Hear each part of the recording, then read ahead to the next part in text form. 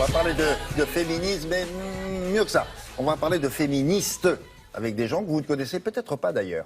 Oui, parce que vous savez, il se passe quelque chose de très intéressant en France, comme si le mot féministe sortait d'un purgatoire. Depuis quelques années, vous demandiez à des femmes, est-ce que vous êtes féministe? Elles vous répondaient toujours, je suis féministe, mais... Ou alors, je suis pour l'égalité des femmes, mais non, je ne suis pas féministe. Or, voilà qu'aujourd'hui, la nouvelle revendication des jeunes filles, c'est justement ce mot de féministe. Pourquoi ? Eh bien, on peut dire que cette femme dont je vais vous parler, qui s'appelle Chimamanda Ngozi Adichie, qui est une Nigériane, oui. Eh bien, elle est pour beaucoup dans ce revival. Pourquoi ? En 2012, elle fait une conférence, une TED-conférence sur le féminisme. Elle est bien belle. Elle est très belle en plus, oui. Et très intelligente. Cette conférence enflamme le web dans le monde entier. Elle a des millions de vues, jusqu'à la chanteuse Beyoncé, star internationale. Et qui reprend dans ses chansons et dans son spectacle des phrases de ce discours de Chimamanda. Chimamanda devient une star internationale. Elle a sorti l'année dernière un livre sublime qui s'appelle Americana. Si vous ne l'avez pas lu, vous prenez vos petites papates et vous courez l'acheter. C'est en folio et c'est vraiment exceptionnel. Et là, elle sort un tout petit livre qui s'appelle Cher Ijawele ou Un manifeste pour une éducation féministe. C'est une de ses amies qui accouche, qui a une petite fille et qui dit « Mais Chimamanda, est-ce que tu pourrais m'aider à me dire que ce que je dois lui enseigner pour qu'elle soit une féministe ?» Chimamanda, elle est féministe depuis très très longtemps parce qu'elle raconte que quand elle est petite, elle n'a pas encore 10 ans, la maîtresse à l'école dit « Eh bien, nous allons faire un devoir et l'élève qui aura la meilleure note sera le chef de la classe. » Chimamanda, elle fait le devoir, elle gagne, elle a la meilleure note. Et pourtant, elle n'est pas le chef de la classe parce que la maîtresse avait oublié de dire que forcément le chef de la classe serait un garçon. Eh oui. Depuis ce jour-là, elle a le féminisme chevillé au corps. Alors, ce sont des conseils très simples et très judicieux. D'abord, elle s'adresse aux mères et elle dit « Ok, vous venez d'avoir un enfant, mais surtout, ne vous définissez pas uniquement comme mère. Vous êtes une personne entière, à part entière. Ce qui est très juste. Elle dit surtout, ne vous excusez jamais de travailler. Si vous avez la chance d'avoir un métier que vous aimez, merci patron.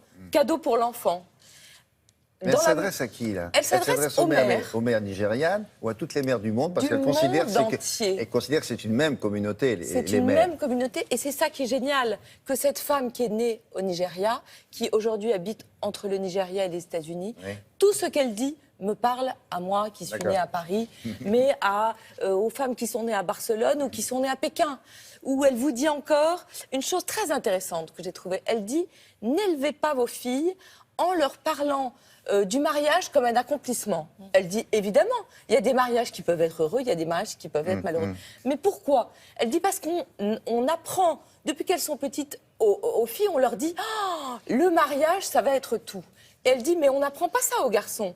Du coup, vous avez des filles qui sont obnubilées par le mariage, des garçons qui ne le sont pas. Et quand ils se rencontrent et qu'ils se marient, forcément, il y a une relation inégale, puisque les garçons et les filles n'attendent pas du tout la même chose de cette union. J'ai trouvé que c'était très malin. Alors, parfois, elle est très drôle, elle dit « Apprenez-leur à aimer les livres ».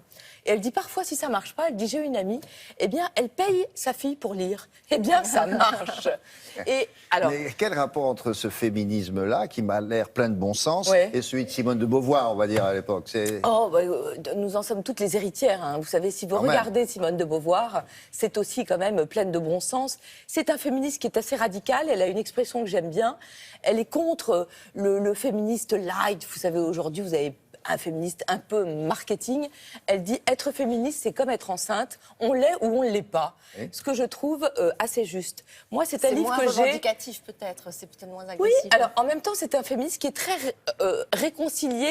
Peut-être c'est ça la différence avec celui de nos mères ou de nos grands-mères, avec la féminité.